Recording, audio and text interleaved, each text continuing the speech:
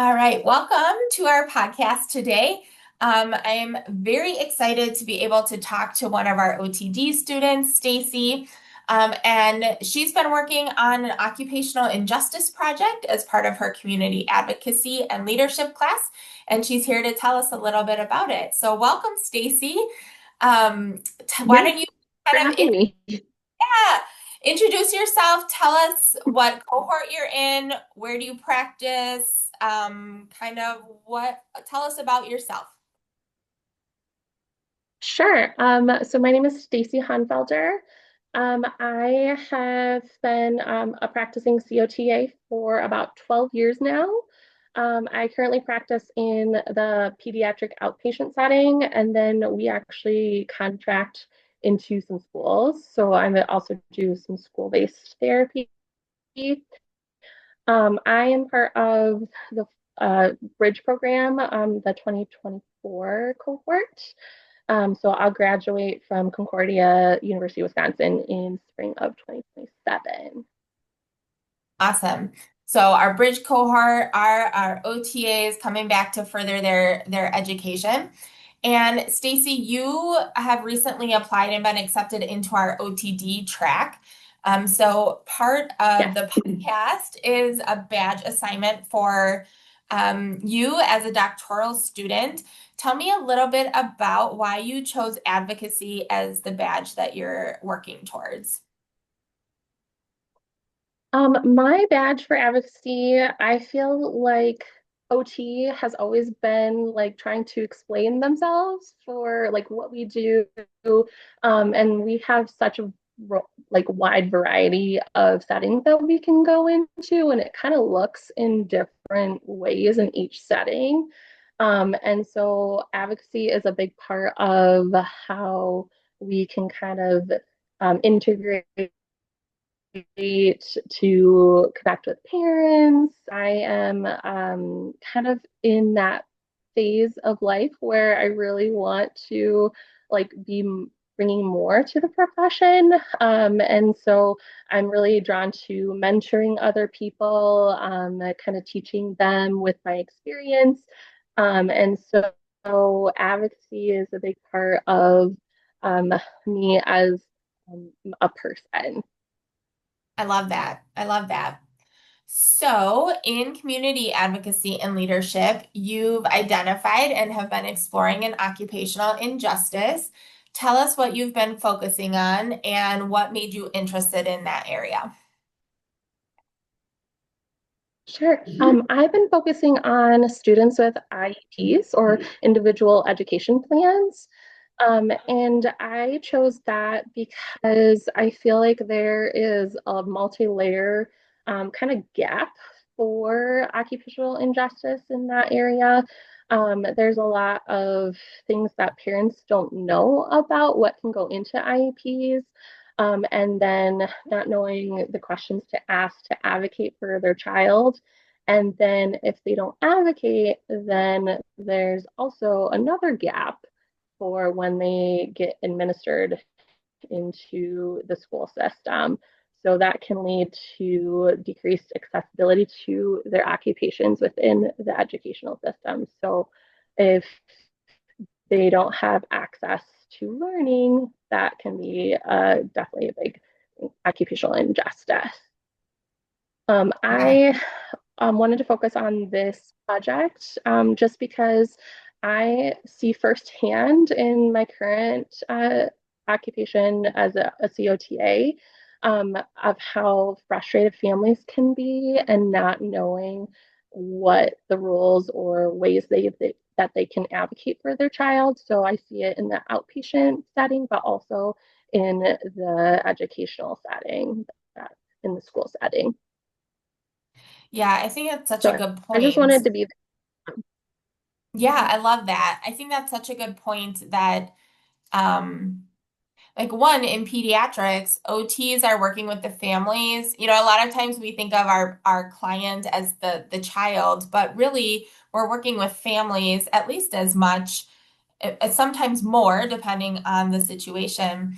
And so making sure our parents or care providers understand what their rights are and um, be prepared. We talk a lot about like self-advocacy with our clients, and it's the same thing like teaching that to parents. I think that's such a great focus area. All right, Yeah. so why is this relevant to OT today?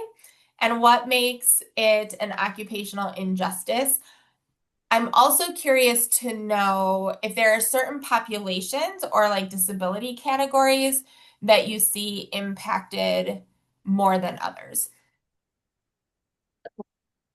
So for the first question about um, why this is an occupational injustice. So the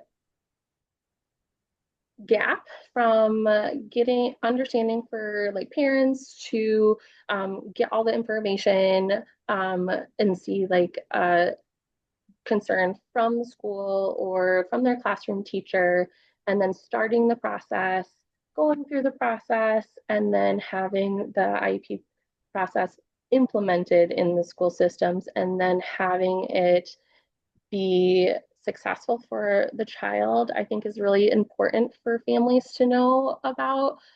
But there's a lot so IEPs are supposed to be collaborative, but in a lot of research that I found, it's where families don't know everything.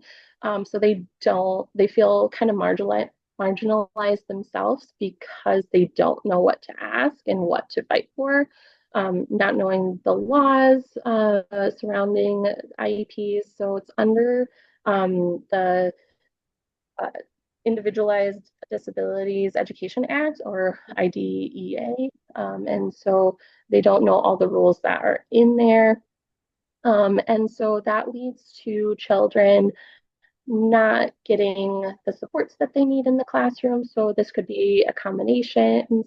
So like using like more time to take tests, or having dynamic seating for uh, learning opportunities for the vestibular and proprioceptional seating to allow them to attend to the learning portion of the classroom more. There's also accessibility, so going into bathrooms that are equipped for them, having classroom assistants to help with the learning process. And so I want to make sure that the kids can have the occupation, so social participation, learning, being able to navigate playgrounds and going on field trips. And so if they don't have that opportunity, that is not okay. And they're not having that right to do so. So, yeah. Did I answer all the questions? Yes, that's great.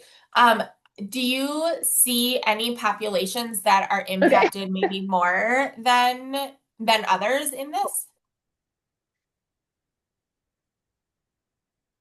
I see a lot of clients on my caseload that have autism diagnosis.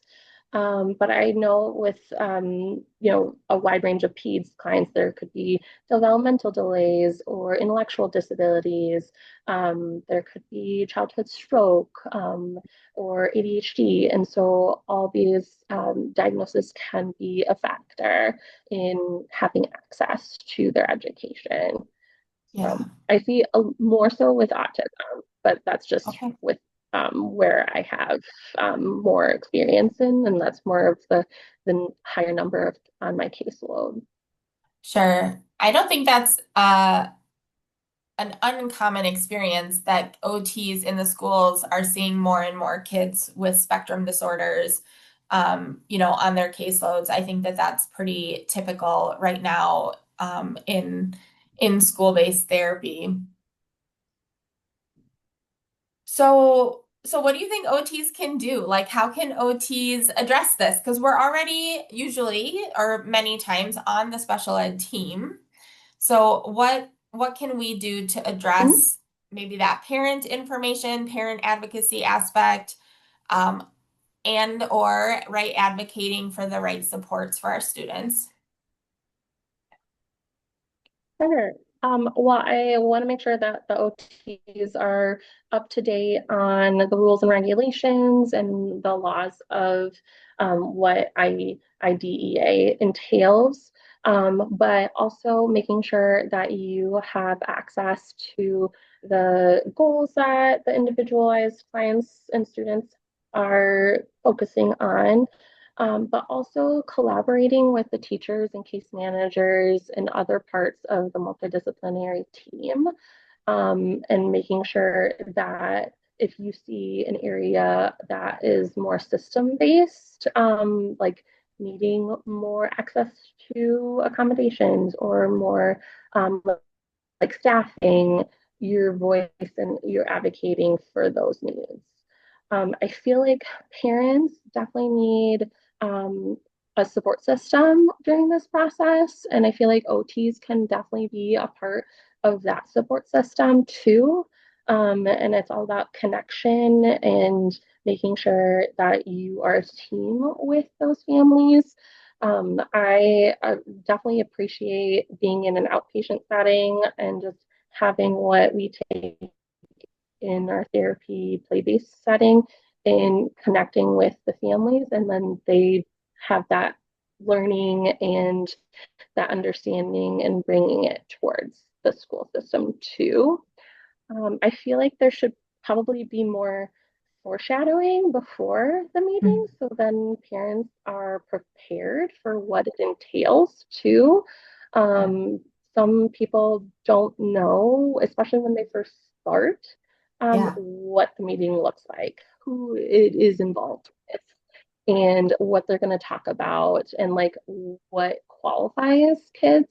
Mhm. Because I know that it's a definitely process of like they need a certain criteria to even qualify for IEPs. And so sometimes that gets parents really frustrated because they don't know what all those criteria entails either. So, Yeah, one area, so I used to be a school-based therapist, and one area that I also saw that parents didn't know about or understand what their rights were, or that there was an option where if a student has a disability but doesn't qualify for special education, that they could look into a 504 plan for accommodations in the general education system. And that's an area I saw a huge gap where parents didn't know. They kind of thought like, oh, it's special ed or nothing. And there is kind of this mhm. other aspect of accommodations that doesn't require special education. So that's another, I think, area, right, where we could be educating our parents better about what the options are to help their kids. Um, yeah, and I think Yeah. that is really interesting to me also because now as a college instructor, we get kids, young adults with disabilities who maybe should have had a 504, really needs those accommodations in college, but never had them before. And so now we're trying to navigate in college, what does accommodations look like? And it's like a whole different system and process. And so I think it's been something I've been thinking about as well. Just that educational accommodations, what does that look like? Because that's gonna potentially could carry into higher ed, could carry into the workforce. Like all these things that we're setting up in school are important for future advocacy when our young adults with disabilities are going out and being employed. So that long term perspective. Yeah, So if you I have, agree. I feel like starting it like earlier, and then yeah, just kind of building upon it and creating more success for the individual is definitely key for getting those services and just going with based on what they want to do in life and what is meaningful for them. yeah, yeah, right on. So if you have OTs who are listening to this right now, maybe in the school system, maybe not in the school system, what would you ask them to do? What's something they can do to take action on kind of this injustice of students with disabilities in the school? I think asking questions like what could they do for their school district Mm, to promote more understanding during the process, and then gathering that feedback and seeing if there's a need for having like some parent educational workshops. mm. So that can go through the school and having that opportunity for getting some of those parents in the realm of here's what I need, here's what we can do for them, and answering their questions and just building their preparedness in the journey of an IEP. I think that would be great to kind of see that advocacy piece kind of pop up because knowledge is wonderful. I think knowledge is very key and powerful to make sure that they are like parents and families, but also professionals are doing the best to support each other, but also our clients. Yeah, that's key. I think you're right. Knowledge is really powerful. And when we're talking about advocacy in particular, we have to know what we're advocating for, right? If we don't know, we can't even start to ask for the things that we think students need. Yep. Awesome. So, kind of shifting gears, let's talk about what the advocacy process has been like for you as a student. So, did Okay. you, I mean, you've been a COTA for a long time now, you said. And Mhm. so, is advocacy a part of what you've been doing as a daily, kind of on a day-to-day basis within your position? Or is this kind of totally new, the way that this is approaching? How has that been? So when I was in school for my OTA degree, they didn't have like immersed classes like they do in this program about advocacy. So I've taken a couple of advocacy classes. Right now we're in community advocacy and leadership, and I know there's some more Hmm. along the journey. But like when I first got into OT realm, the profession with my OTA degree, um, there, there wasn't a lot of things that were kind of like, hey, here's what we're advocating for. It was more advocate for OT and like what it is. So I Sure. think it's definitely developed over the course of my 12 years in the profession, which is wonderful because it's not just advocating for OT, it's advocating for lots of different parts of it. Hmm. So personally, your clients, the community, the population. And so I love that aspect of learning more through this program. Personally, at my job, I used to be a new hire mentor, and I really loved that piece of so part of it was kind of onboarding of new employees. So teaching them like, hey, this is what the company does. This is where you can be a voice too. Just because you're new here doesn't mean that your voice is not important. And so I really love the mentor and starting out clinicians on a great foot. So I'm really drawn Yeah. to that. But then as I go towards more my capstone, I am really like focusing on how I can my focus is for that concept of the capstone is OTA value and how we can build advocacy surrounding OTAs too, because they're so important to the Yes. profession. And so I'm so excited to kind of see where that goes and how was it's been a big part of my life being a COTA for 12 years. Um, but just because I'm going to go into being an OTR doesn't mean that that goes away. That was my Yep. foundation. I learned a lot of skills and experience from that. And it's just building me up to be a better clinician. But I want to make sure that they are also supported once I do get into more of the OTR role. I love that. I do think that is a really misunderstood or understood um really that relationship between OTR and OTA. And I do think the profession is making strides towards improving that. I know our educational standards recently changed and much more emphasize that connection.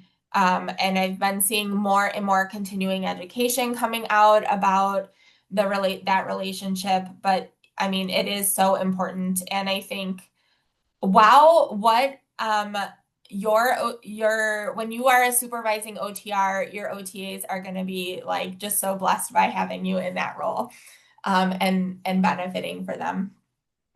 Thank you. I hope so. Yeah, I mean, I'm really excited to see what comes out of your capstone. I love every capstone is so unique, and it's so cool to see how student passions and interests really inform those capstones. There's some really cool stuff coming out of capstone, so I'm excited to see where that leads you. So I asked two questions to everyone at the end of the podcast. So. First, what area of life or practice do you think OTs should have a bigger role in? Okay. Well, I feel like just personally, I think just understanding what they can do, um, like even small steps and small little gains can be great impacts.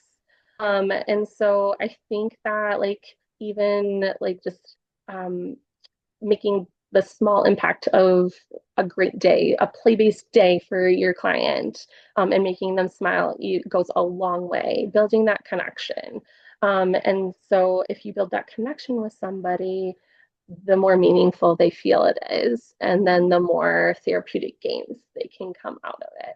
So just having that understanding of getting to know the client and having the preferred topics be immersed into your therapeutic plan and intervention plan is key.